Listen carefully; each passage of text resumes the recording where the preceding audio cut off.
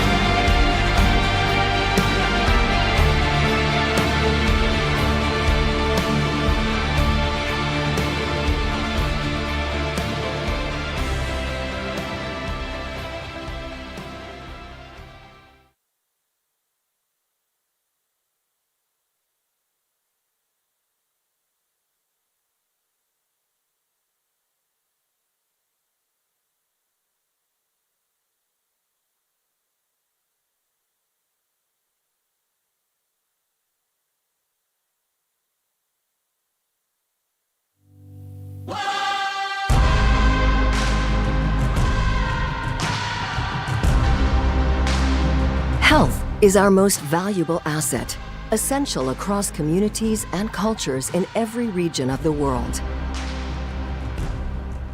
Now, for the first time, the Virchow Prize for Global Health honors those who dedicate their lives to improving health and well-being for all, recognizing outstanding contributions within the broad and complex field of global health. This unique prize is named in honor of Rudolf Virchow, a renowned physician at the Charité University Hospital, Berlin. Known as one of the fathers of social medicine, Virchow united in one person the interdisciplinary and humanistic concept of well-being, which is needed today to improve health at a global scale. Like Virchow, laureates of the Virchow Prize for Global Health are examples in striving for these noble goals. Because health is more than just medicine. Promoting global health is the aim of the founders of the Virchow Prize for Global Health, which is awarded each year in Berlin, a city with a history unlike any other. Berlin today stands for humanitarianism, innovation, science, and medicine. In this spirit, the Virchow Prize aims to create a ripple effect in global health, from Berlin to the world, inspiring great minds and future generations in their commitment to creating a healthier, more sustainable planet. It is with this vision that the Virchow Prize for Global Health closely aligns with the United Nations Sustainable Development Goals, upholding health as a beacon, highlighting the importance of health and its interconnectedness across our global community, because health is a human right. Welcome to the Virchow Prize for Global Health Award Ceremony, honoring lifetime achievements and dedication towards health for all.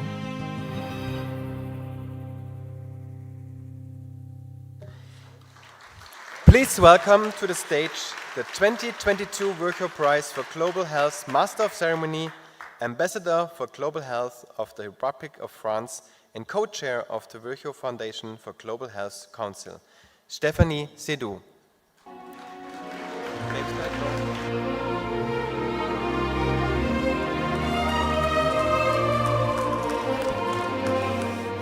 Good evening, ladies and gentlemen.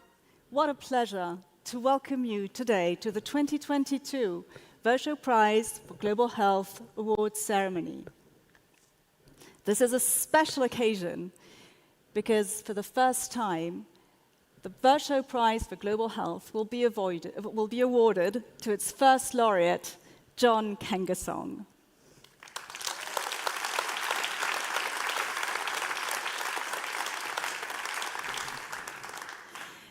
The Virchow Prize for Global Health is awarded by the Virchow Foundation for Global Health and is the only international award of its kind which recognizes the broad spectrum of global health aligned with the United Nations 2030 Sustainable Development Goals.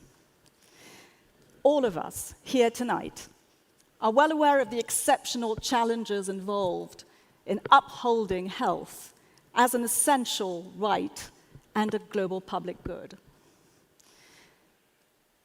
Through the awarding of this prestigious prize, we aim to celebrate the outstanding dedication of this year's laureate in his tireless efforts to ensure health is attainable to those who are most vulnerable. And we also seek to inspire future generations of activists, scientists, and politicians to continue advancing our common and noble goal of achieving health for all. It is significant that we are gathered here in Berlin, a truly unique and historic city which has reinvented itself to become a leading and central player for global health. To open the ceremony, it is my honor and pleasure to introduce the governing mayor of Berlin, Ms. Franziska Giffey.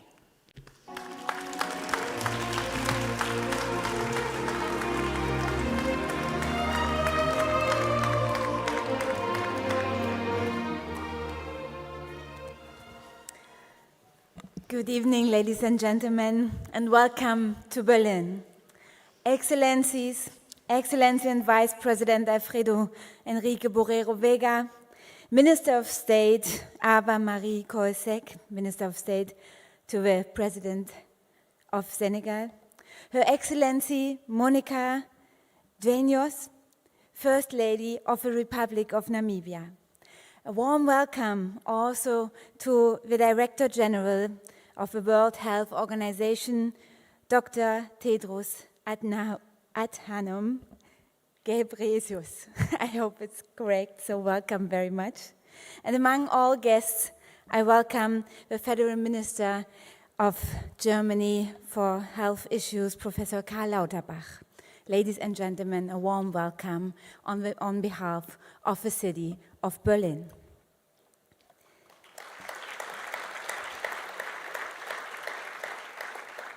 I extend a special welcome to the founders of the Virchow Foundation for Global Health in the audience, Friede Springer, Detlef Ganten, Gerald Haug, Roland Goede, and Professor Christoph Markschies, as well as the Foundation's co-chair, Stephanie Sedou.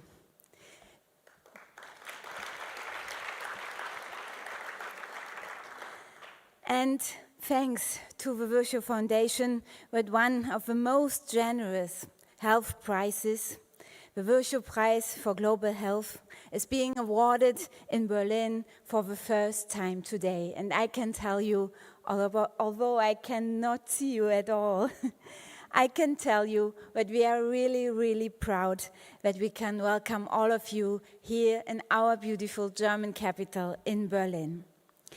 And in addition, I would like to thank the Virchow Foundation and you, Professor Haug, very warmly for organizing this event and for inviting me to address you today.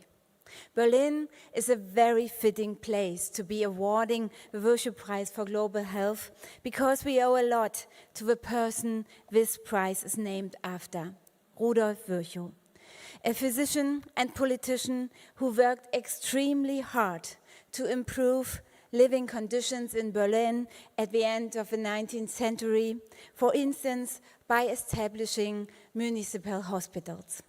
For Berlin, this award ceremony is a great sign of recognition. It highlights the achievements of all the people away from the spotlight who contribute every day to Berlin's good reputation as a center for health through their work in the fields of science and research and also of care.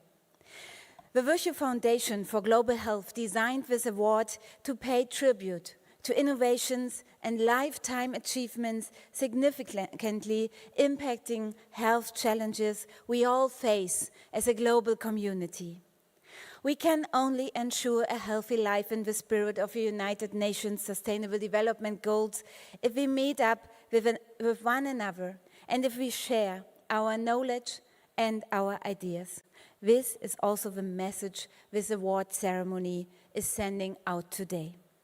And the principle of connecting medical science, research, and also care is also the foundation for Berlin's success as a center for health. Today, we can proudly say that since the fall of the Berlin Wall, we have set exactly the right course. Berlin is now a science metropolis and a health sector hub. Together with our neighbor Brandenburg, Berlin is a leading international location for life science and for the health sector. With around 390,000 employees working of about 22,000 companies, the health sector generates an annual turnover of around 30 billion euros. Our city is proud to have 145 hospitals and around 40 prestigious scientific institutions, including Charité, including the Robert Koch Institute, the German Heart Center Berlin, and many other renowned institutes. Our flagship, the Charité Berlin, is one of the top 5 hospitals in the world. And the renowned German Heart Center is one of the 10 best specialist hospitals worldwide. The Rahel Hirsch Center for Translational Medicine, with a combined outpatient, translation, and innovation center, is yet another innovative health location in our city. And just recently, we could open a start signal for the Berlin Institute for the Foundations of Learning and Data, the BIFOLD, an artificial intelligence competence center for data analytics, for big data, and for AI technologies opened its doors. And since last year, Berlin has also been home to the global hub for pandemic and epidemic intelligence. The founding of the World Health Organization Hub is an important step towards understanding pandemic control and prevention as a task for the whole of humanity that needs to be further pursued and well coordinated. Ladies and gentlemen, the list of flagships in this field of science, research and hospitals is impressive, no question. It is by no means a given, though, but rather first and foremost the result of the excellent cooperation between all actors from all areas. And it is precisely for this reason that there in Berlin we are so incredibly proud of our excellent national and international reputation in the health sector. And thanks to all of you in the cooperation, we are delighted that we can work together with other organizations in the world to be and to make Berlin as a part of this big global development. And last week, for instance, we had very special guests here. The World Medical Association held its General Assembly here. And in May, we had the honor of welcoming the health ministers of the G7 countries to Berlin's Red Town Hall. And we are particularly proud of the World Health Summit, which starts tomorrow in our city and has been held in Berlin since 2009. And Professor Axel Pries, I'm delighted to also welcome you among the guests at this award ceremony as President of the World Health Summit. Very warm welcome to all of you.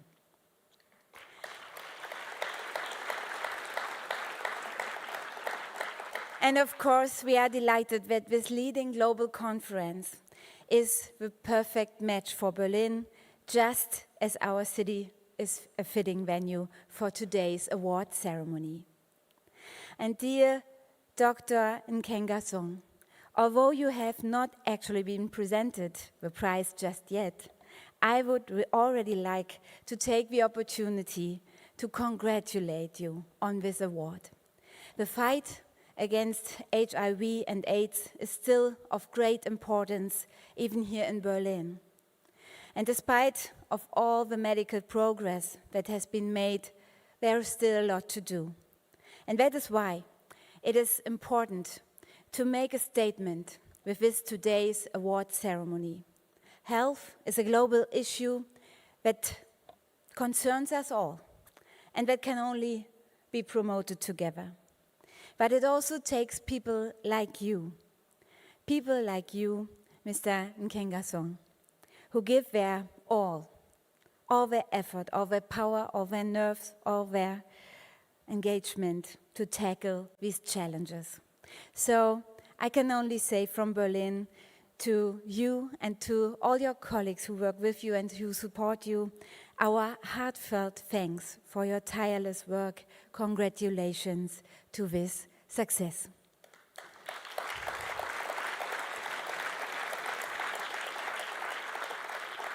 And now I wish to all of you a wonderful awarding ceremony. I wish you a wonderful evening and, apart from that, a great stay in Berlin. Maybe when you come out of this hotel today, you will see that in these days until tomorrow we have a festival of lights in Berlin, and I can recommend you go to Unter den Linden from the Brandenburg Gate to the Alexanderplatz to the TV Tower. Look at how many people gather together, and I hope you enjoy the lights, and I hope you enjoy the hope which is connected to the lights, even in a time which is not so easy. But when we look in the future with a serious confidence, we can make it, and we will make also to manage this crisis that is in front of us. So thanks to all of you. Welcome again to Berlin, and a very nice evening. Thank you very much. Thank you. Thank you very much, Mayor Giffey, for your special and very warm welcome to the amazingly beautiful and intense city of Berlin. It is now my great pleasure to invite to the stage the president of the Virchow Foundation. Please come to the stage, dear Gerald Haug.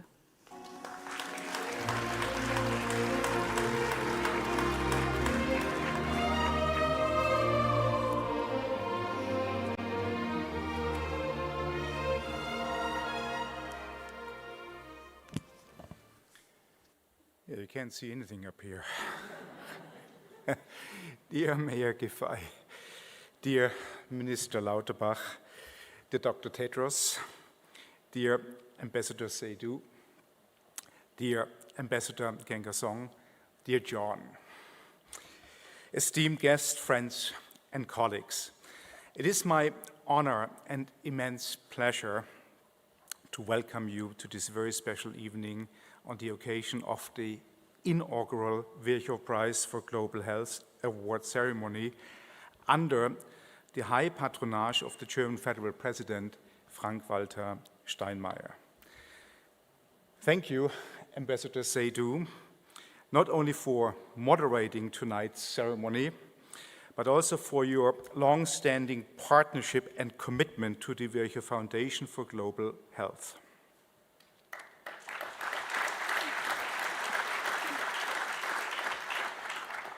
And my sincere thank you to you, Mayor Franziska Giffey, for your wonderful opening words, so well underlining your support and inspiring leadership for global health in Berlin.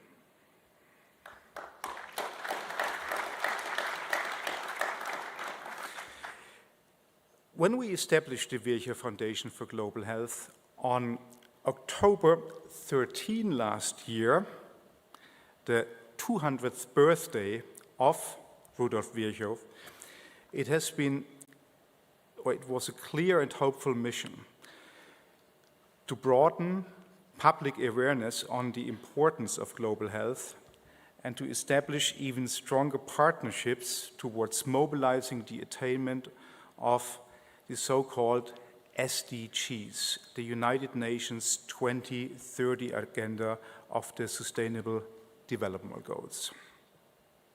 Health and well-being are the goods that are valued most highly and importantly by each individual and by society as a whole across borders, cultures, and religions. These values are a compass at the heart of the sustainable development and, at the same time, a prerequisite for a prosperous socio-economic development, for education, a thriving culture, diversity, freedom, justice, and peace. Thus, health and well-being are for all in our common and noble goal. A key pillar of this mission and the work of the Foundation is the awarding of the annual Virchow Prize for Global Health. This prize is unique as it is the only prestigious award of its kind at highest international level to directly address the relationship between medical, political, economic, and social determinants of health, while aiming to contribute to sustainable and universal improvements of health outcomes, aligning these efforts directly with the United Nations SDGs. It is this vision that drives the mission, goal, and work of the Virchow Foundation for Global Health to mobilize action for equitable health attainment from Berlin to the world.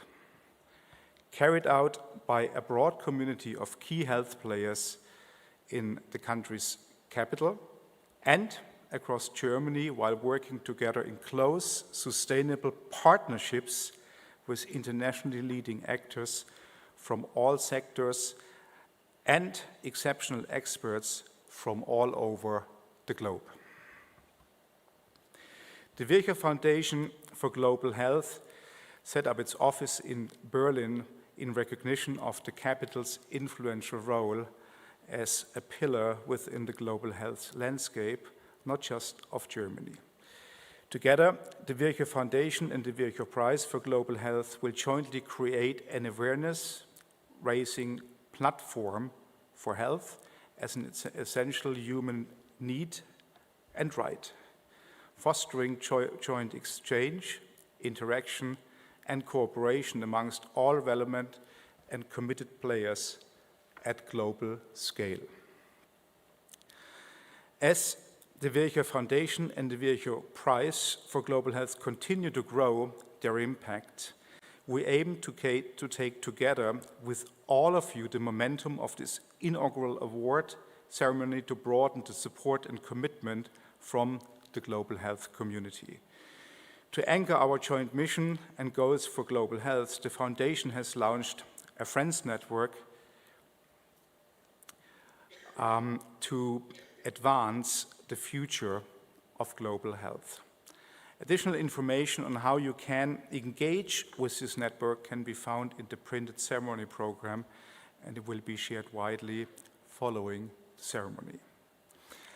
On behalf of the founders, I would like to close in extending recognition, appreciation, and gratitude towards our members of the Board of Trustees, the Council, and the Virchow Prize Committee.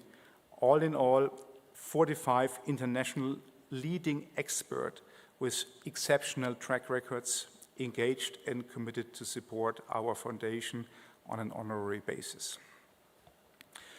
We are especially grateful to the Virchow Prize Committee for their dedication in ensuring the success and realization of the 2022 Virchow Prize for Global Health. The Virchow Prize Committee is a jury of 15 experts from around the world who shape and decide the annual laureate selection. This includes reviewing and deducing from a large number of qualified candidates, followed by multiple thoughtful discussions to determine the final prize winner of this year's prize. As this was the first nomination in the selection process, the Virchow Prize Committee displayed dedication, patience, and shared passion for the success of this new endeavor, ultimately resulting in the decision for a extremely well-deserving laureate of the 2022 Virchow Prize for Global Health, John Gengasong.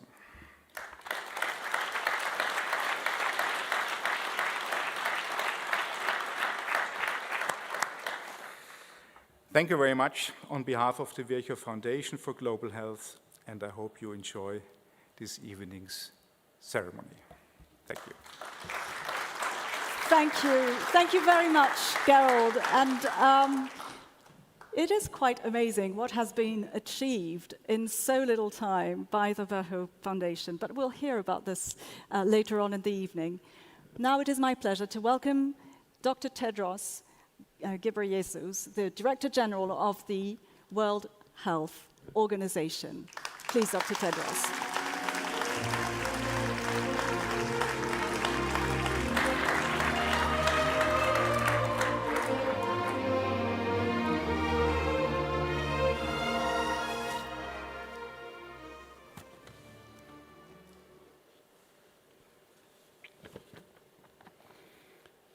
Thank you, Moderator Ambassador Seydou.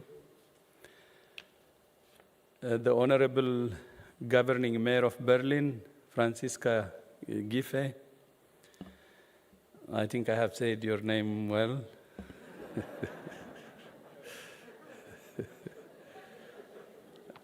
I'm reciprocating. And my good friend, Minister Karl Lauterbach, President of the Virchow Foundation, Professor Dr. Gerald Haug,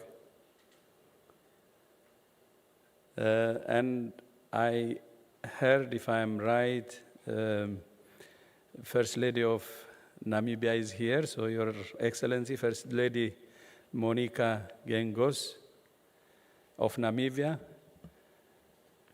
And since we're co-hosting the World Health Summit together, I'd like to address also my good friend, Professor Axel Priss,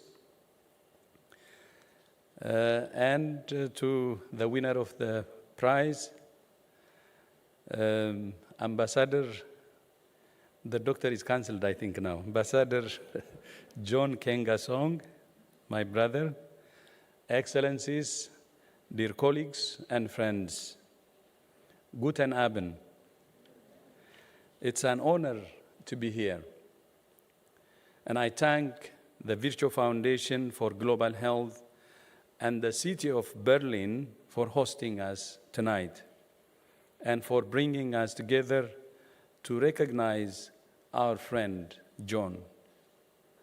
The Virchow Prize symbolizes outstanding achievement in global health, but it also symbolizes Germany's leadership in global health in recent years. They say that in a crisis, you really find out who your friends are. And in the course of the COVID-19 pandemic, Germany has been a true friend to WHO.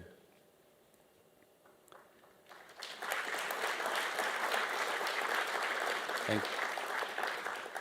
When the pandemic struck, the German government moved quickly to expand its financial support for WHO, becoming our biggest donor. Germany was also one of the first supporters of the Access to COVID-19 Tools Accelerator. That same year, the German government launched its ambitious Global Health Strategy 2000. And last year, I had the honor of being here in Berlin to open the WHO Hub for Pandemic Preparedness, for Pandemic and Epidemic Intelligence with Chancellor Merkel. As a Berliner, Rudolf Virchow would have been proud. It was just 2 days ago, as the president of the foundation said, that we celebrated Dr. Virchow's 201st birthday. Virchow was a public health pioneer. With his recognition that health started long before the patient arrived at the doctor's office, and that economic and social conditions were fundamental. And that remains true. Health begins not in hospitals and clinics, but in homes, schools, streets, supermarkets, workplaces, and cities.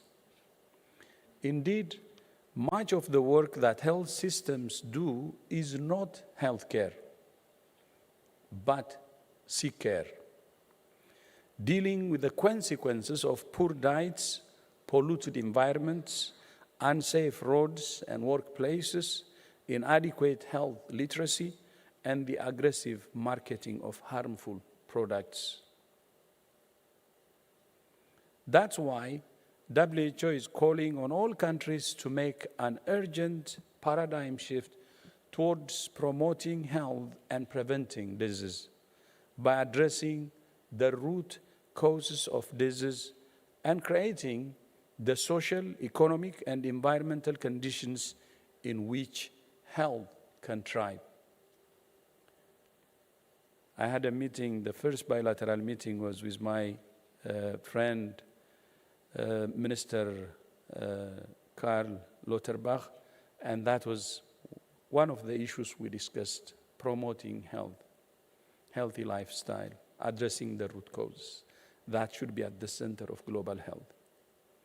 Making that shift requires a radical reorientation of health systems towards primary health care as the foundation of universal health coverage. Primary health care is the best investment in promoting health and preventing disease. But it also operates at the eyes and ears of the health system, detecting and responding to outbreaks at their earliest stage. This is something that my brother John Kengasong knows only too well. As the former director of the Africa CDC, John knows that outbreaks start and end in communities, and that weaknesses in health systems at the local level can become national, regional, and even global risks. And now, as US Global AIDS Coordinator, John knows only too well that it's the strengths of the health system at the local level that can make the difference between preventing an HIV infection or not, between early diagnosis or not, between early treatment or not, and between life and death. John's work in bridging the gap for equitable health care for the world's most underserved and vulnerable is an inspiration to us all, and especially for the next generation of African health leaders. My brother, my colleague, my friend, congratulations, not only to you, but to the beautiful family that have joined you this evening.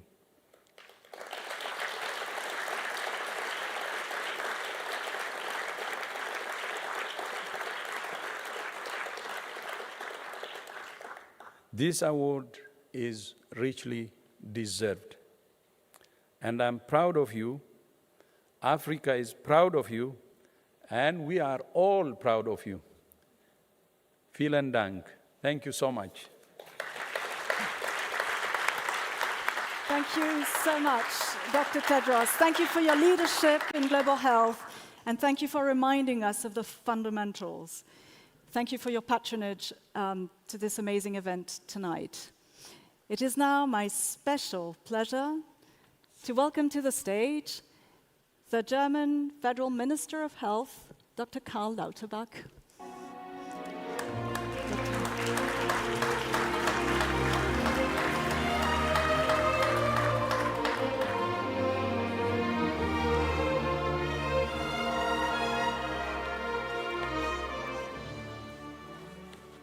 Dear Mayor Franziska Giffey, I hope I pronounced your name well.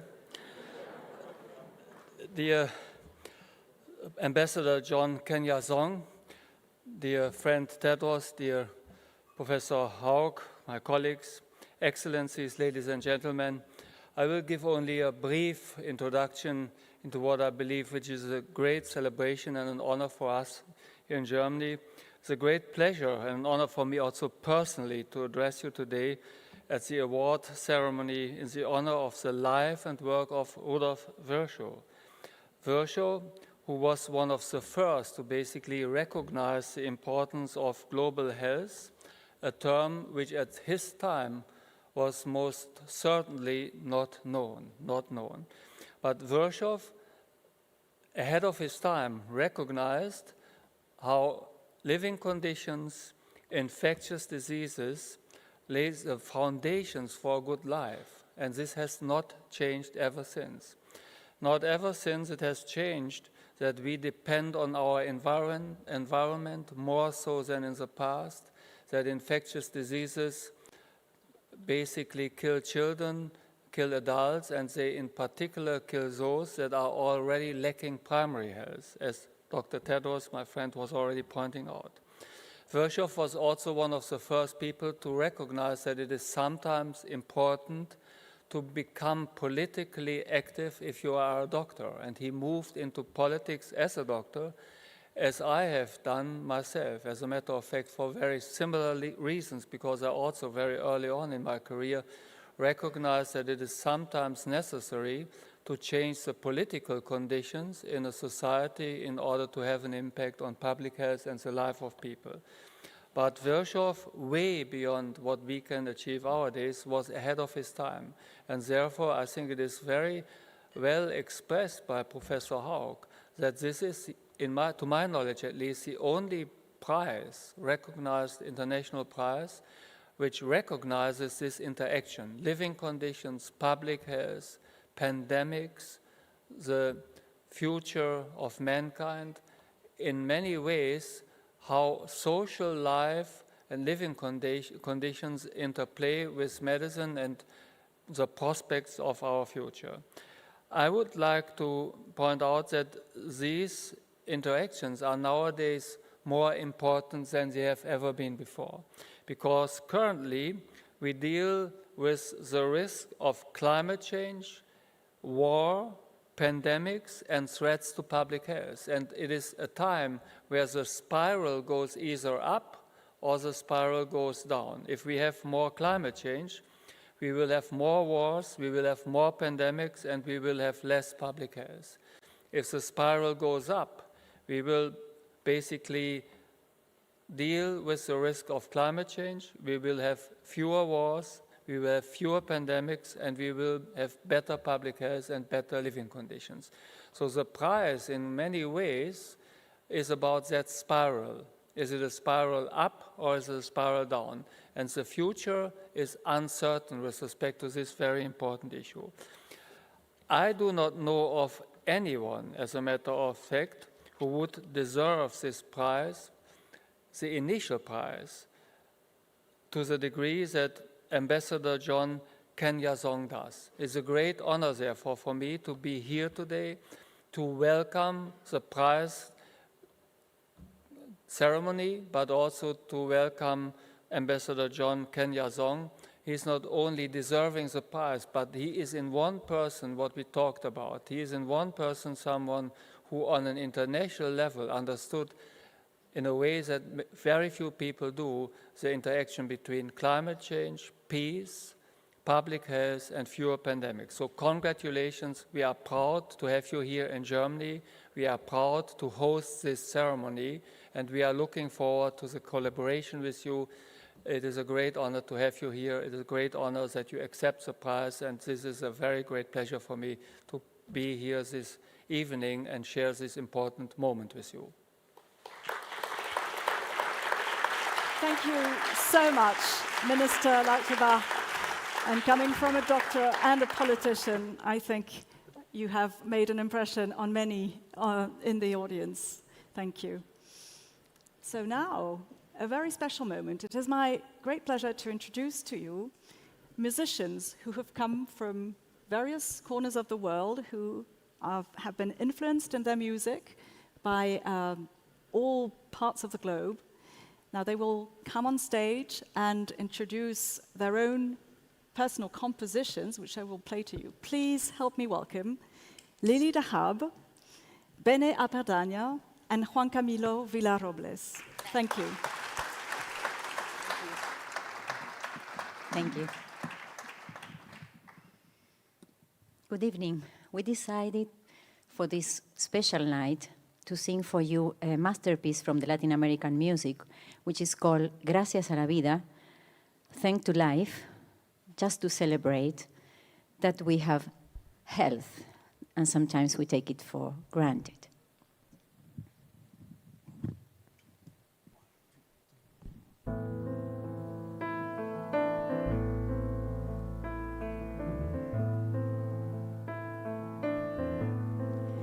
Gracias a la vida que me ha dado tanto, me dio dos luceros que cuando los abro perfecto distingo lo negro del blanco, y en el alto cielo su fondo estrellado, y en las multitudes al hombre que yo amo.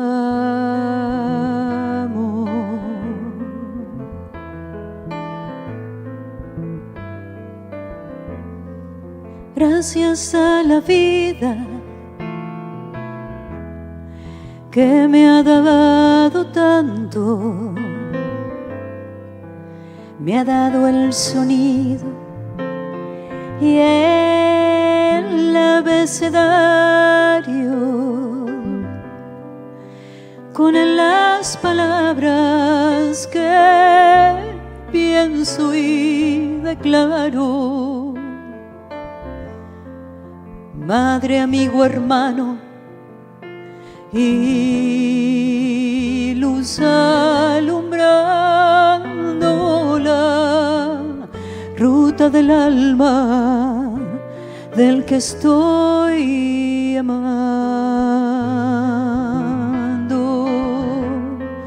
del que estoy amando. Gracias a la vida que me ha dado tanto,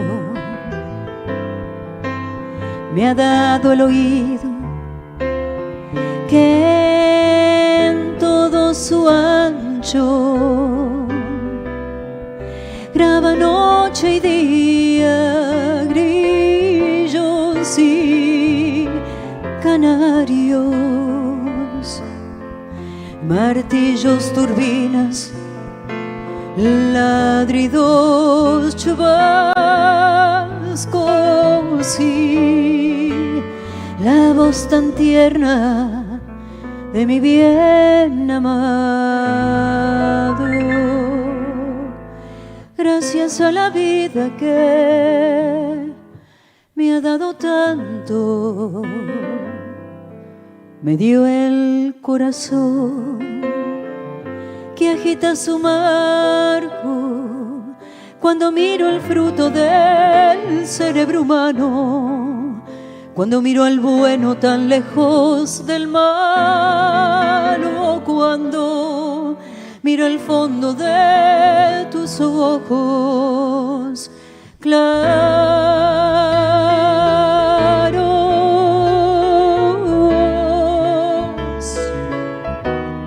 Gracias a la vida que me ha dado tanto, me ha dado la risa y me ha dado el llanto. Así yo distingo dicha de quebranto, los dos materiales que forman mi canto, y el canto de ustedes que es mi mismo canto, y el canto de todos que es mi propio canto, y el canto de ustedes que es mi mismo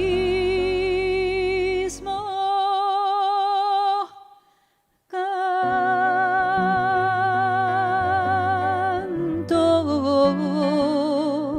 que es mi mismo canto. Gracias a la vida,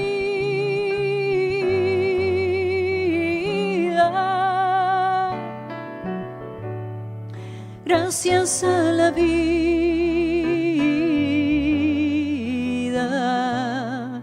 que me ha dado tanto, gracias a la vida,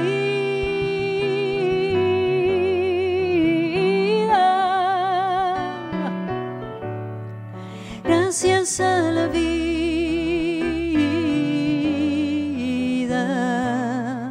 que me ha dado tanto, gracias a la vida,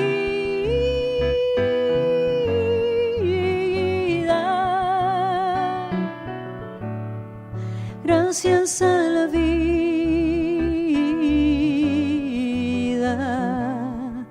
que me ha dado tanto, gracias a la vida.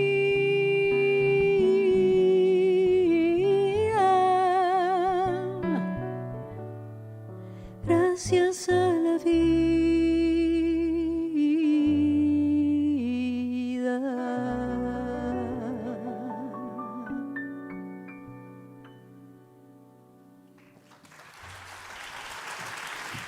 Thank you. Muchas gracias. Vielen Dank. Thank you very much. Well, thank you very much, Bene and Lily and Juan Camilo, for this incredibly beautiful rendering of the famous and beautiful Violeta Parra song. Thank you so much. Well, this evening, we are gathered here in order to recognize the first 2022 Virchow Prize for Global Health. And it is now a great pleasure to honor John Kangasong. To provide his laudation, it is my honor to invite to the stage Peter Piotr. Please give him a round of applause. He is Special Advisor to the President of the European Commission and former Director of the London School of Hygiene and Tropical Medicine. Peter, you have the floor. Thank you very much, Stephanie. And dear John, Susan, Gladys, colleagues and friends, all protocols observed, as they say in some countries. Let me start by congratulating the founders of this initiative, of the Virchow Prize for Global Health. It's long overdue, and now it's there. And I can't think of a better inaugural laureate than my dear friend and colleague, John Kengasong. And I'm very honored to provide the Laudation. Dear John, I vividly remember our first encounter. It was in 1988, last century, at the CUS, the Centre Universitaire des Sciences de la Santé in Yaoundé, where I attended an AIDS conference.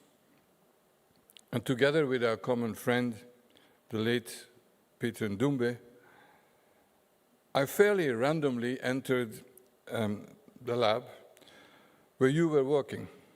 Could have been another one. And you were the only one present because all your colleagues were out for lunch.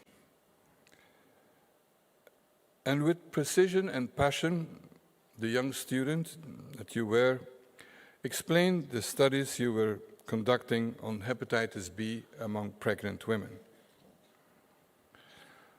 Ladies and gentlemen, I must say that in less than 20 minutes, I was deeply impressed by John. I saw a great potential, to use a Freudian term, the kind of aha-erlebnis, as I've had a few times in my life when interacting with young African scientists and physicians. Because more is in you. This was a typical mixture of serendipity and seizing the opportunity, which so often determines what happens in our lives. Thanks to a Belgian scholarship, and above all through your hard work, you obtained 2 masters and a PhD, conducting your research in my lab at the Institute of Tropical Medicine in Antwerp. Today, about everybody knows about viral variants of SARS-CoV-2. But 30 years ago, John actually did pioneering work on variants, they were not called that way yet, on genomic and antigenic diversity of HIV-1. As HIV in Cameroon showed such about the largest diversity, that kind of diversity in the earlier years of the HIV epidemic. And John not only studied the virus, but also the immunology, the potential implications for vaccine development. We were very optimistic then that we would have a vaccine. We still don't have one. And he was very, very productive, publishing about 30 papers in the few years that he was in the lab. When John had obtained his PhD, I invited him to a new challenge. I said, you're a great scientist, you're doing all this work. Now let's see how you're doing in terms of leading a group of scientists and leading a lab. In other words, how will the management be? Because that's not, in general, the specialty of many scientists. And it's so essential. And you were the first African boss that these people had when I made you the head of the clinical virology lab in our department. And you did brilliantly. That's another test you passed. Maybe a more difficult one than the science one. And after nearly 2 years, John joined Kevin de Kock in Abidjan at the CDC Projet Retro-C, where he established one of Africa's most sophisticated virology lab, starting from scratch. And many groundbreaking studies were done on HIV, clinical trials, antiviral resistance, just name it. But when in 2002, civil war in Côte d'Ivoire made it very difficult to continue the work, John moved to Atlanta, to the Centers for Disease Control and Prevention, which would be his base and home for many years. While continuing his research, particularly in the diagnostic area, HIV diversity, immune response, and so on, above all, I would say John set up the lab infrastructure and network for PEPFAR in Africa. This has been a thread throughout your life, and that is to make sure that it's not just research, but it's also strengthening the capacity, meaning that the work can be done also when you're no longer there. John gradually got increasing managerial responsibilities at CDC, became acting deputy director of the Center for Global Health. But then in 2017, a very interesting opportunity arose. And you choose the huge challenge and the unknown of that challenge above a more comfortable career path at Centers for Disease Control. And I can imagine that the disastrous Ebola epidemic in West Africa had shocked you as much as it shocked me and others, and was really part of the incentive to move and to take on the challenge and to move to Addis Ababa to become the founding director of Africa CDC. And then, and at CDC, it was like a startup in the bureaucracy of the African Union. Just imagine. The first year, no office. I remember we communicated. You were always in some hotel room, living and working, no assistant, an unclear mandate, unclear political commitment. Many would give up for less than that, but not John. He moved through political and bureaucratic minefields and skepticism all around, but there was also some support. I'd like to thank Dr. Tedros for some initial support that you were giving. So this was the time that John laid the groundwork for surveillance, for laboratories, networks, preparedness, political support at both the Africa Commission and member states, recruited staff, developed partnerships, so with the 2 WHO regional offices, and he found the time to co-found the African Society for Laboratory Medicine, one of the few professional societies in Africa. And then, as we all know, COVID-19 hit the world. John was ready. Decades of growing leadership and work had prepared him for this.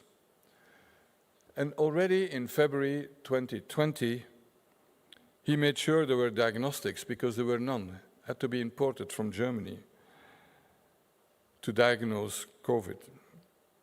And he supported the first training in COVID diagnostics in Africa with Amadou Sall at the Institut Pasteur in Dakar. As we all know, Africa has been largely left behind in terms of vital products to the AIDS response, and the COVID response.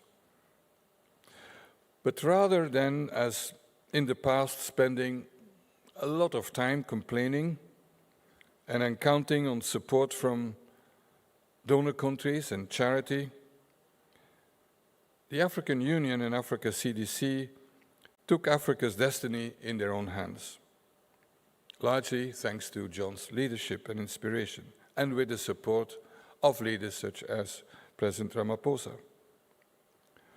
For me, this is the silver lining of the COVID pandemic. For the first time, Africa and its representative political body, the African Union, resolutely took the lead in a health issue and set the terms of action and collaboration. It shows how important regional entities are, just as we've seen here in Europe with the European Union. And John was the mastermind and face of much of that.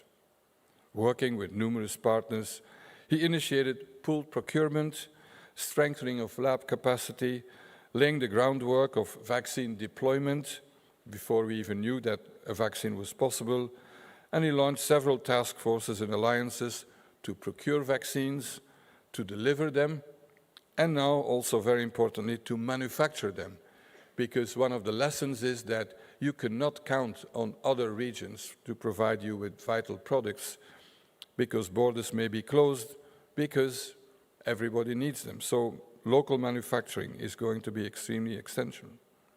In these efforts, John brought together not only the classical ones, governments and multilaterals such as WHO, and I salute Chidi Moeti here with us, the Regional Director for Africa, but also the private sector, business and civil society.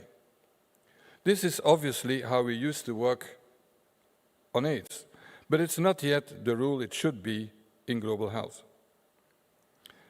As a result of his credibility in this field, as developing partnerships, he could mobilize over $1 billion from the MasterCard Foundation, the largest gift ever, single gift ever in health. Not sure when you slept, John, but I'm sure you didn't sleep much. But what's equally important is that John was able to mobilize the presidents of the continent, the leaders, not only the ministers of health, but the prime ministers and the presidents. Because without such leadership, progress is very hard, because no tough decisions will be taken, the money will not be there. And that is a skill that is extremely essential, but also rare among people with a scientific background. I also found out that I knew that John is a very nice man with a very good sense of humor, but I've seen him several times, how he stood up against the international development and global health establishment to defend Africa's interests and autonomy, but with the art of never blowing up bridges, because we all need each other. Bravo for that as well, John. Now, the pandemic is not over. More epidemics are definitely coming, but I believe that, thanks to John, Africa is better prepared. Not yet fully. And your legacy is already enormous. Africa CDC has become an autonomous agency and with an expanded mandate. Let's make sure it has the resources, the political support, and can develop the partnerships with others, the continent. Now, since June, a new chapter has started in your life, and we now need to call John ambassador, as we heard, as he's taking up another mammoth task, leading PEPFAR, the largest global health investment ever. PEPFAR is not only, or leading PEPFAR, is not only requiring scientific and managerial talents, which John has, but also it requires formidable political skills. This time, mostly in the United States of America. Good luck, John. You can do it. Yes, you can. I can't talk about John without mentioning your family, so important in everything you've been doing. Susan, thank you for being with us and being with John, and hope that you finish your DR PH on Public Health at the London School of Hygiene and Tropical Medicine very soon. Gladys, thank you for being with us, and the two boys, hope that they're following online. Now, this is not the first award that John receives. Just think of Time, Fortune, Bloomberg, The New African, The Continent magazine, all called him one of the most influential people in the world or in Africa. No small thing. But undoubtedly, the Virchow Prize is the most prestigious honor of all. But it's for me also, and for all of us, to collectively thank you for everything that you've done. Not only to congratulate you, but also to thank you. Ladies and gentlemen, it's now my great honor to formally announce the first ever winner of the Virchow Prize for Global Health, John Nkengasong. John, please join me on the stage.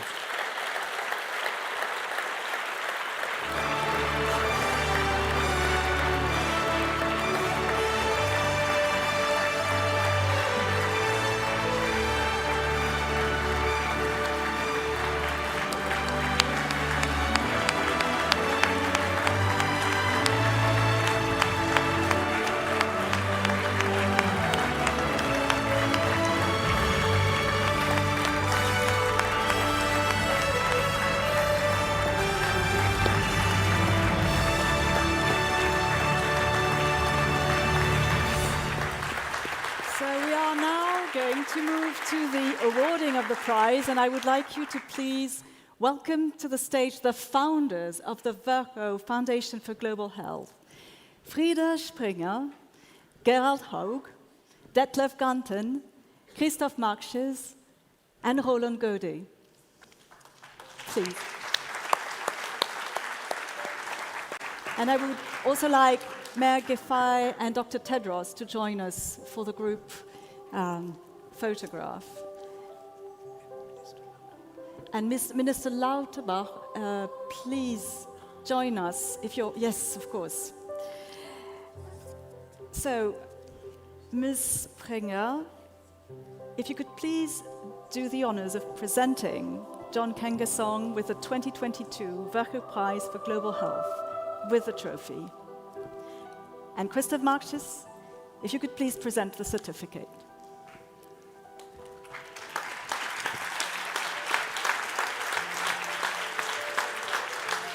And I think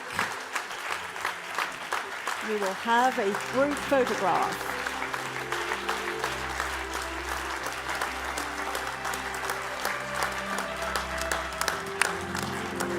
I think you can move closer, maybe.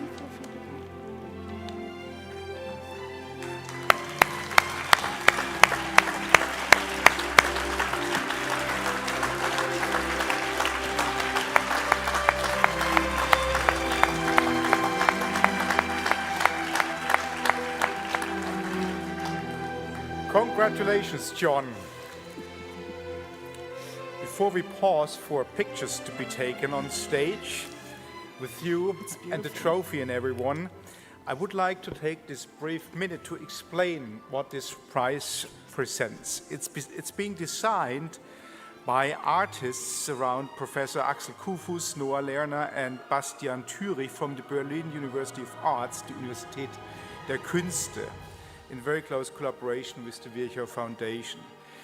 This is a specimen jar which was curated from the pathology laboratory of the Charité and is estimated to be about 100 years old. Exactly the same jars were utilized by Rudolf Virchow himself to preserve medical discoveries and demonstrate them to his fellow scientists and to his students. It's heavy, so I'm done quickly.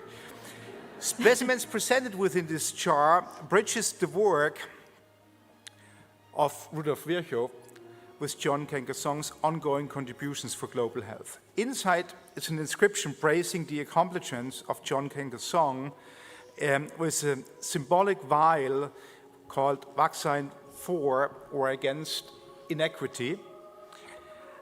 And it has an inscription coming from Peter Peel's Laudation, I cite, at the core of John Nkengasong's impact over the past 30 years is the overcoming the inequities of global health by strengthening public health systems and access for the world's most vulnerable. All, of course, would be and isn't so easy if we could be developing a vaccine for everyone. The very special trophy is yours, dear John, A replica of the trophy will be featured within the Historical Museum of the Charité for visitors side to side with the historical exhibits of Rudolf Virchow to view and learn about John Kengasong as the 2022 Virchow Prize winner and Virchow for Global Health laureate.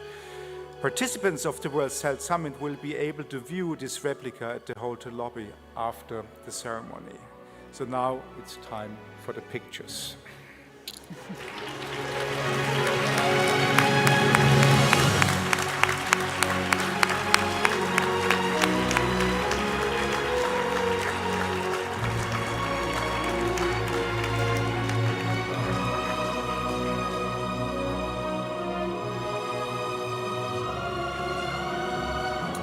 Yes.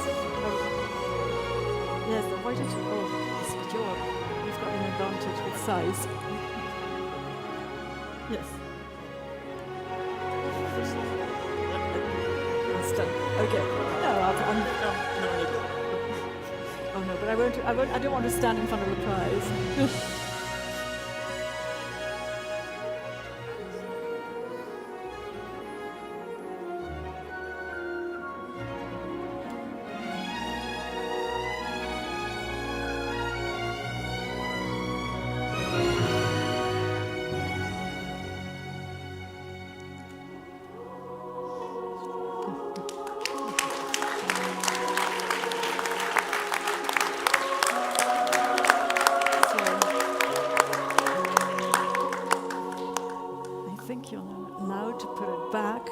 Stand and provide your speech.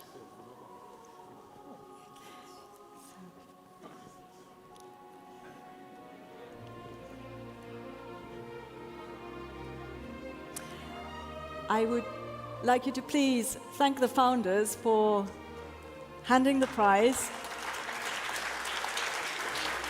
And we can now give our full attention to John Kengasong.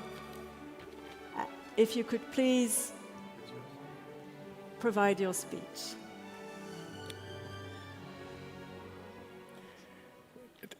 Thank you, Ambassador Stephanie Sédou. Thank you, Peter, for that excellent and very generous and kind remarks.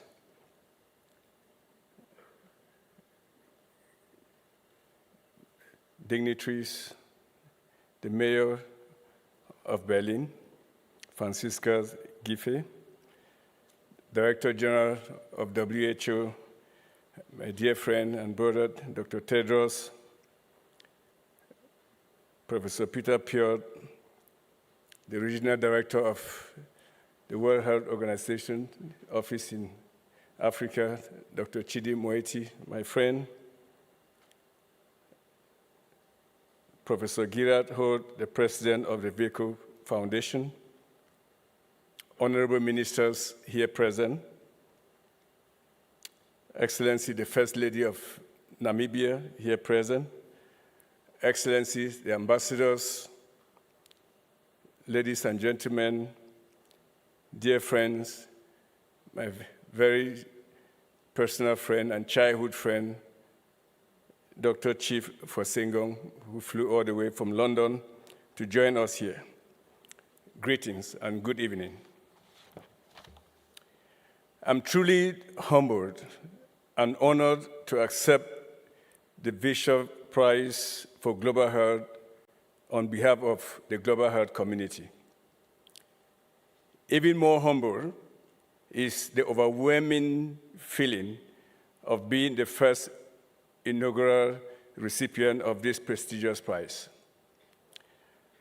Let me then extend my sincere thanks to the committee that thought it worthwhile to selecting me as the inaugural director, the inaugural prize winner. It is such a big burden and responsibility.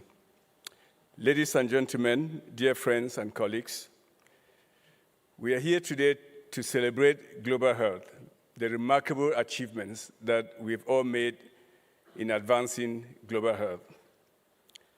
But I accept this prize for global health today at a moment where over 620 million people across the world have been infected with the SARS-CoV-2 virus that has killed about 6.5 million people just in under 3 years.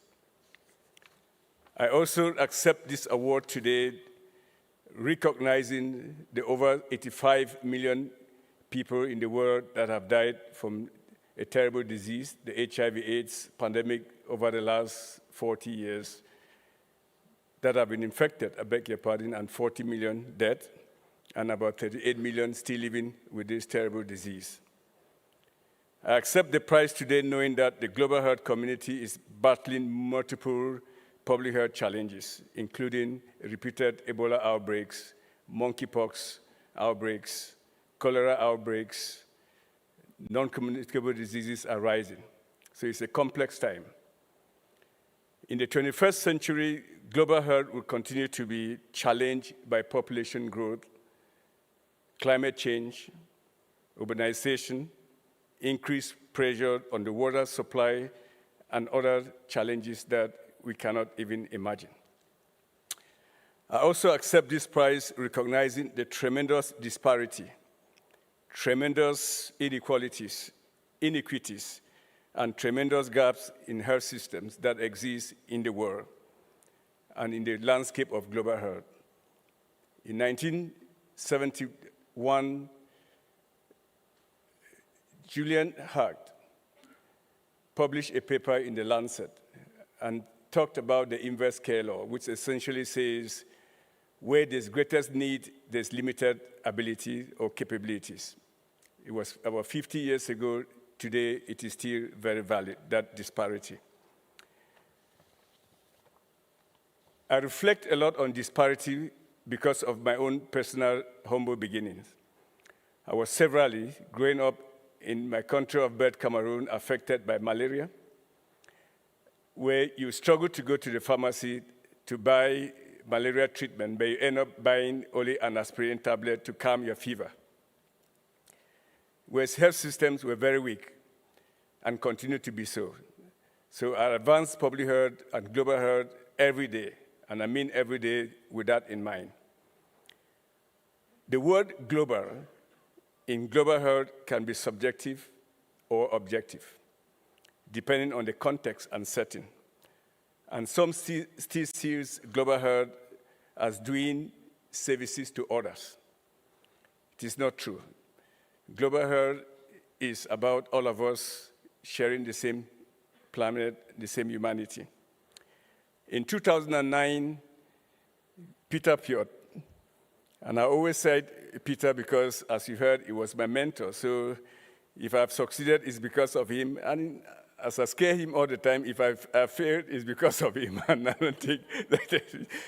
So in 2009, Peter wrote a piece in The Lancet, and he entitled it, Health is Global. So he reversed global health and made it health global, which in today's context of the current pandemic we are living, which is the COVID-19 pandemic, we have truly seen that for the first time how global health is truly global, and that health is global. In 3 words, he described essentially the concept that what affects anyone everywhere affects all of us in the field of global health. Like public health, medicine, global health, there are 3 basic concepts that have guided my thinking in global health. One is the ability to continue to generate new knowledge and theories about global health issues.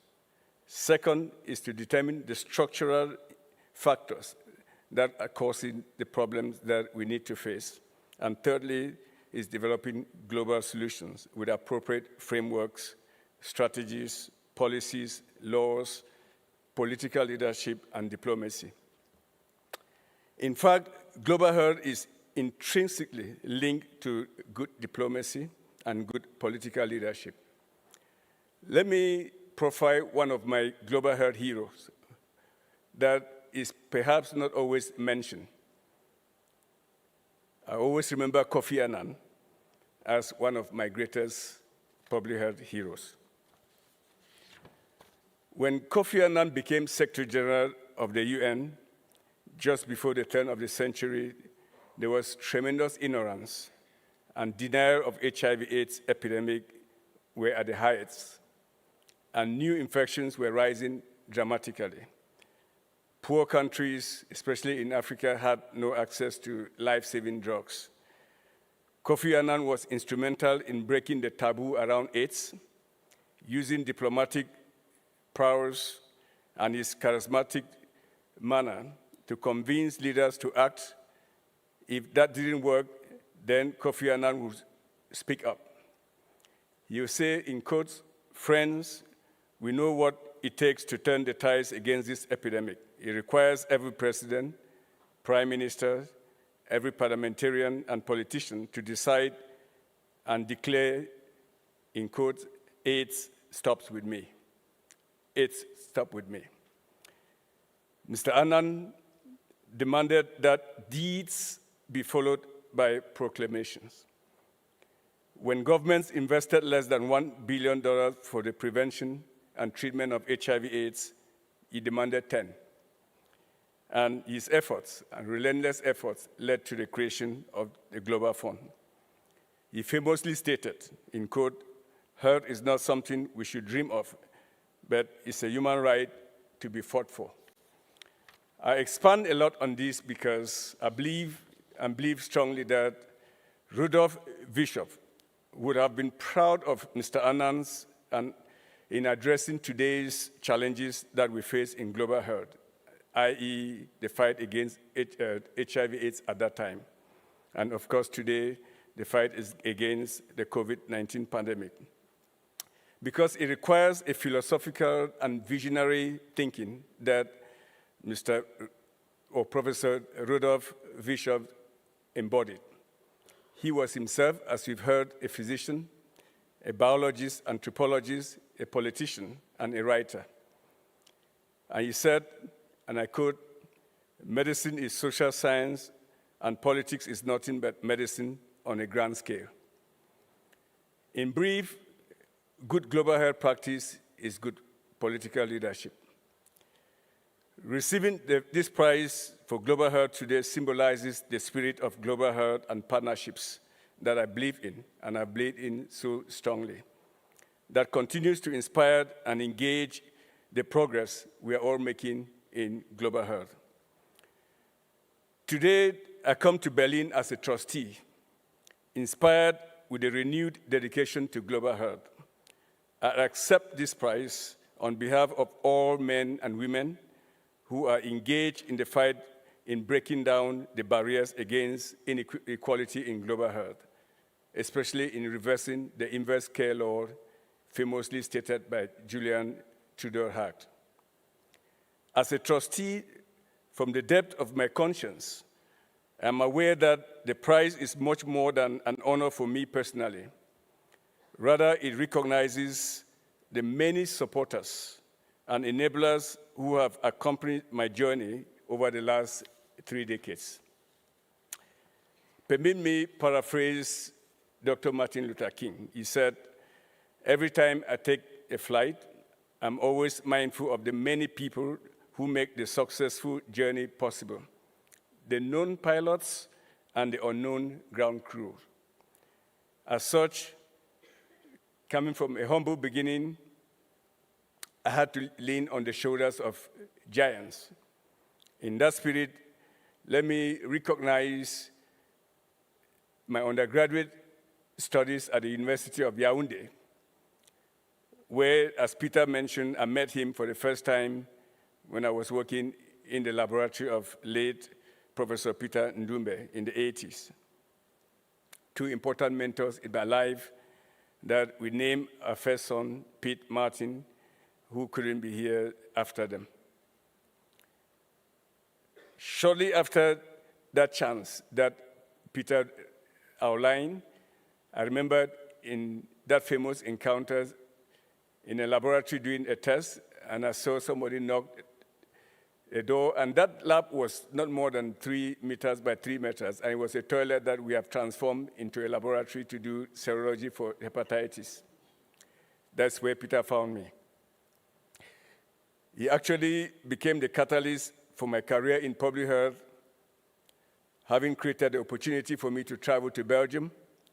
And after my first master's degree, I also remember him coming into the lab and asking me if I was interested in staying on for a PhD, which I said yes, and that gave me the opportunity to do a PhD in virology. But he took a risk on me and made me a lab head, as you heard him say, at a very early age of 34. I'm not sure why he took such a risk, but I'm sure, Peter, you'll be proud today that it was not a wasted investment.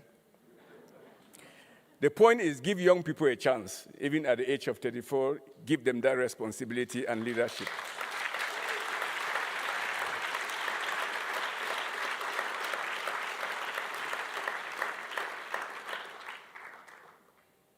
When I joined the US CDC in 1995, it became clear that I would use the skill sets gathered from Antwerp and from the University of Yaoundé, Cameroon, to find my way through such a complex, fascinating, and state-of-the-art public health organization. But of course, you had to stand on the shoulders of giants, people who were willing to mentor. Here, it is my privilege to recognize the likes of Dr. Allen Greenberg, Kevin de Kock, who were some of the first people that recruited me into the US CDC and truly transformed me from a basic virologist to a public health expert when I worked in Côte d'Ivoire. I then would like to recognize the likes of Dr. Birks, who was the former coordinator doing the job I'm doing today, that gave me that umbrella and space when we were both at CDC to think through laboratory systems, networks, and in establishing jointly the African Society for Laboratory Medicine in 2011, together with Dr. Tedros, who is here. Dr. Tedros, remember that famous afternoon or morning in Addis Ababa where we decided that it was time to create a society for laboratory medicine in Africa. And the society is up and running today and one of the strongest laboratory medicine society in Africa. I also recall and reflect my journey in public health and also think of the interface between good public health practice and good politics. And I would like at this point to recognize the strong leadership of President Cyril Ramaphosa, who happened to be the chair of the African Union when COVID hit the continent. He provided exceptional leadership together with Chairperson Moussa Faki, and that brought the intersection between good public health and global health practice and politics, benefited tremendously from their political leadership. I call the creation of the Africa CDC the greatest or one of the greatest political innovation at the African Union. They saw firsthand how their own institution could guide them in the fight against HIV/AIDS in a contributive and partnership manner. I also saw firsthand the talented young staff of a young organization who were committed. They would come to work at 6 in the morning and leave at 11 p.m. at the heart of the pandemic. Most of them were infected. They go home for a week or 10 days, come right back to work. I saw firsthand how if you incentivize the space and believe in the young leaders, they can truly express their leadership skills. In my current role as the US Global AIDS Coordinator and Special Representative for Global Health,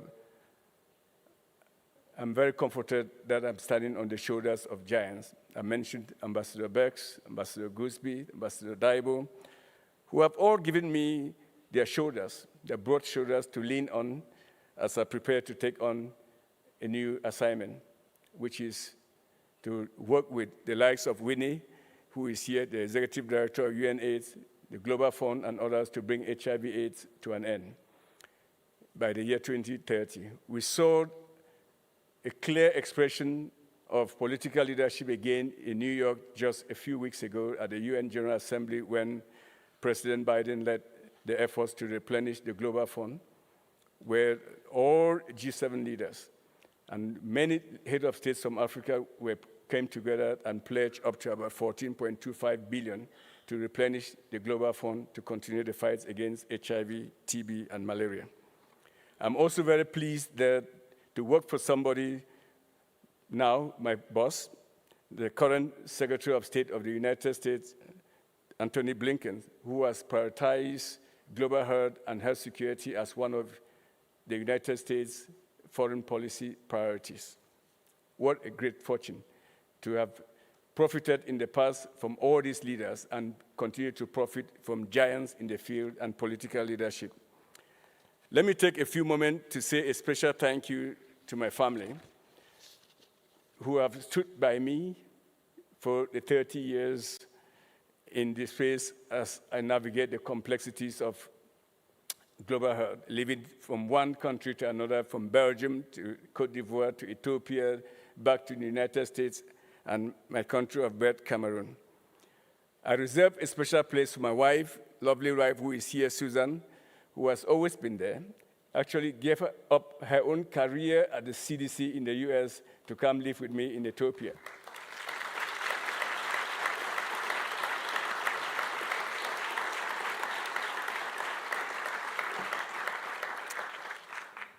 Our three children, Pete, Paul, and Gladys. Gladys is always here, and I'm sure I'm going to get an earful tonight because she will tell me that I didn't talk enough about myself.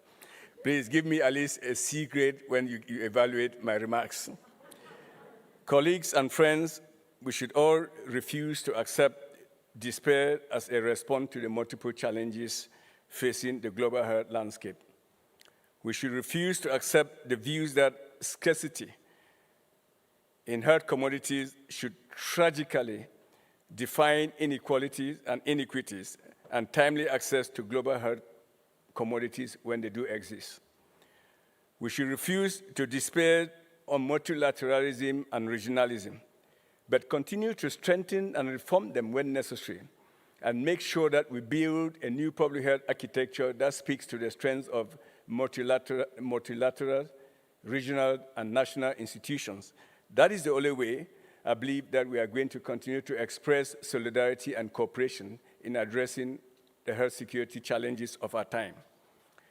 Only through cooperation, collaboration, coordination, and communication shall we have the courage to face the uncertainties of the future of global health that we all face in the 21st century. As I move to end my remarks, I've reflected on my 3 decades journey in global health and reached conclusion that good global health practice will require that we understand what are called the basic principles of 5 Ps. One is we must know the pathogen or pathology. Second P is knowing their population. The third P is knowing developing the right policies. Then a strong political leadership. Good politics, as I've argued in these remarks, is good public health practice and partnerships. Nothing of good in humanity has ever been achieved without true partnerships. In conclusion, dear friends, colleagues, excellencies, I strongly believe that we should continue to invest in global health leadership skills, especially in mentorship. Let's pass the baton of mentorship to the next generation. So I strongly think that Rudolf Virchow would know what I mean when I say that I accept this award in the spirit of a curator of some precious heirloom, which I hold in trust for the true owners, and these true owners are the next generation and the next leaders in global health. I thank you so much again for the honor.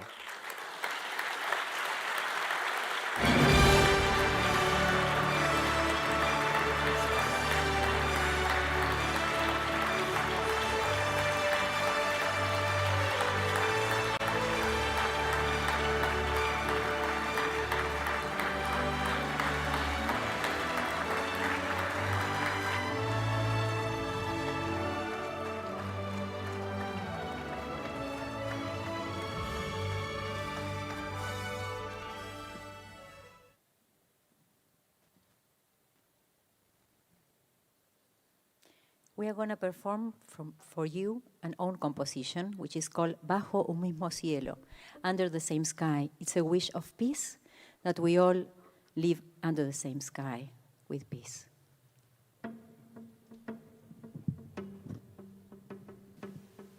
Day to day, daddy, yeah. Day to day, daddy. Day to day, daddy, yeah. Day to day, daddy, yeah. Day to day, daddy. Leia do da do de de ya. Leia leia di. Desde el seno de la tierra gime el llanto de su voz, presa de indiferencia, late la humanidad de un futuro desolado, donde reina la crueldad, naufraga la inocencia, ciega brutalidad, donde se esconde el sueño de paz y de bondad. Lastimada la libertad, viste de oscuridad, desde el seno de la tierra gime el llanto de su voz, presa de indiferencia, late la humanidad de un futuro desolado, donde reina la crueldad, naufraga la inocencia, ciega brutalidad de sangre derramada, bañada de rencor. Sin aliento la libertad, vana pide piedad.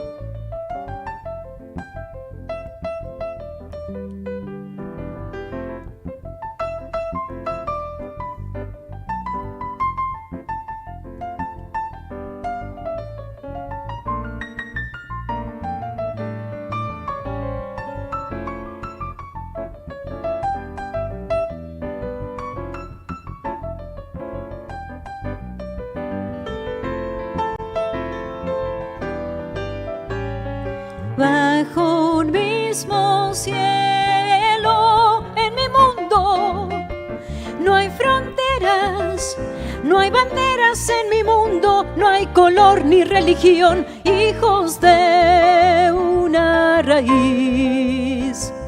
Bajo un mismo cielo, en mi mundo, no hay pobreza, no hay riqueza, no hay invierno sin un techo ni dolor, solo un pan y un hogar. Bajo un mismo cielo, donde se esconde el sueño de paz y de bondad. Lastimada la libertad, viste de oscuridad, de sangre derramada, bañada de rencor. Sin aliento la libertad, vana pide piedad.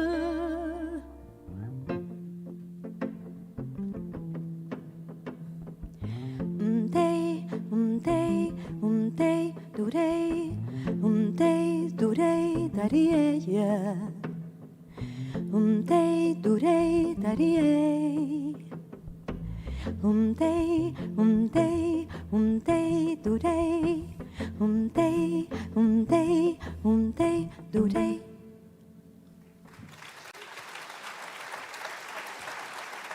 Camilo Villarrobles, Benea Perdañe.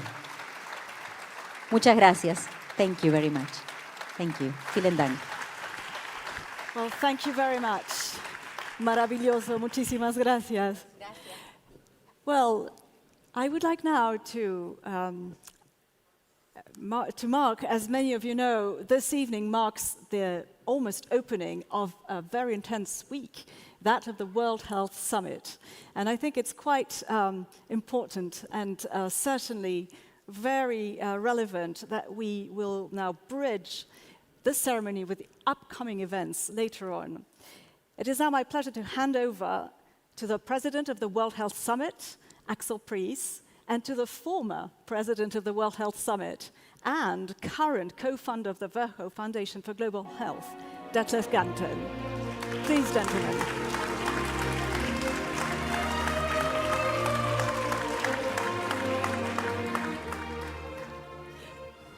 Thank you very much, Stephanie. First of all, it's a real pleasure to stay on one stage here with you, Axel. And let me say, don't be afraid, no long speech. But the new foundation, the new Virchow Foundation, is an organization with many, many interactions around the world with the Council and the Prize Committee and so on. So many international organizations are part of the Virchow Foundation for Global Health. And Axel, perhaps you can support me. The World Health Summit also is has a long history, and there is a network of organizations behind that. Which ones are those? Well, I probably don't want to go through the list, but I would like to follow up what my friend Tedros said, that in a crisis you find out who your friends are. And I think we are in a global crisis, and I very much hope that we find out that everyone on Earth is our friend and is friend of life, because we will not survive if we don't bring together people from all over the world, from all sectors in society, from civil society, from industry, from politics. We heard a lot about that. And that's the working action of the World Health Summit. And today we had the very splendid celebration of the harvest, if I may say so. And from tomorrow on, we go back to the workbench and we try together to find solutions, or at least starting points for solutions for many global health problems. So the many organizations involved in the World Health Summit will gather tomorrow. And what is important is that it's not just the organizations, it's not the networks, it's not the networks of networks. It's the close collaboration of colleagues and friends. The people behind are so important. And that is why I think we stay here. I know for the foundation, for the Virchow Foundation, you for the World Health Summit, but it's friends and it's people and it's engagement and empathy and the need to work together for a better future. And of course, the people also are those who participate in the meeting here. I won't mention them all, but Stephanie, thank you so much for your moderation. And of course, I cannot finish without saying, John, congratulations. Wonderful Virchow Prize winner for the first time, and you are the first one and the others to follow. Thank you so much. Thank you. Well, thank you very much. And I want to allow myself, on a personal note, to really express my amazement that we are here tonight at the close of this amazing evening, recognizing an amazing personality. And I don't know whether any of you have any idea when this idea came up of creating the Virchow Foundation and going on to having a prize this evening, the first Virchow Prize for Global Health. Now, give me a guess. When did this idea start?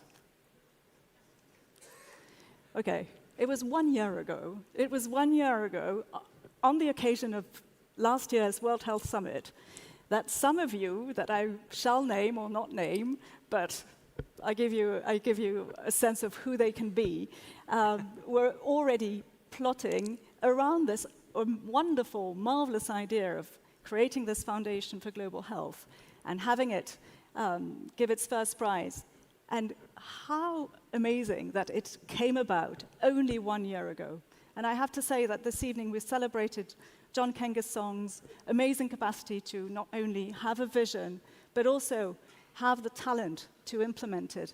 The same can be said to you and to the founders of the Virchow Foundation, who had this vision and were able to put it together in only 1 year. So thank you very much and well done. And with this, ladies and gentlemen, our ceremony has now come to a close, and on behalf of the Virchow Foundation for Global Health, it is my great pleasure and honor to thank you all for your time, to have been with us, to witness the handing of the first 2022 Virchow Prize for Global Health to John Kengasong. And if you will now join us for a reception, it would be also our great pleasure. Thank you, and good evening. Well done.